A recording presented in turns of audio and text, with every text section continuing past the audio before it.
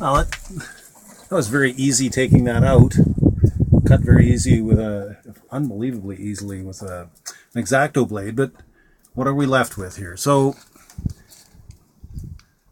interestingly enough, we've got ducting, these plastic ducts, and my plan was to cut actually a larger hole, but this ductwork is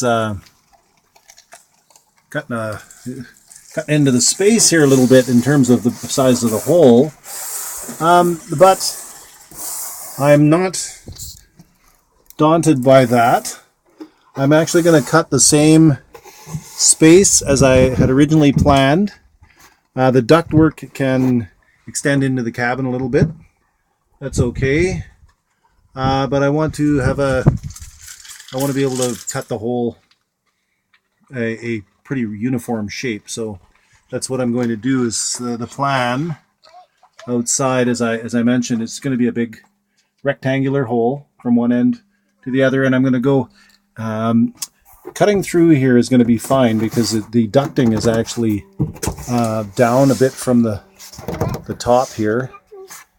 And so, and if I do end up popping a little bit of a hole in the ductwork, I can just cover it up with some duct tape. And then we'll be able to maintain the ducting, no problem.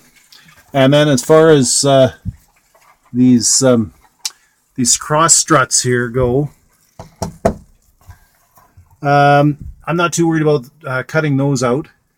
Cars are built to be strong along the chassis line. I'm sure there's some rigidity that comes from having these here. They're semi roll bars and such, but we're doing a modification here, so the rear one will remain in place, and then there's one up forward there that will remain in place, and I'll be cutting through these, and we'll have a big hole.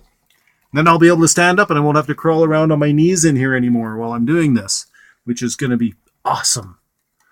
Anyway, I'll try to contain my excitement.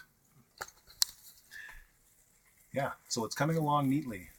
I'm enjoying the process. It's a creative process, and yeah, I've conceived of an icebox system that has ice at the top.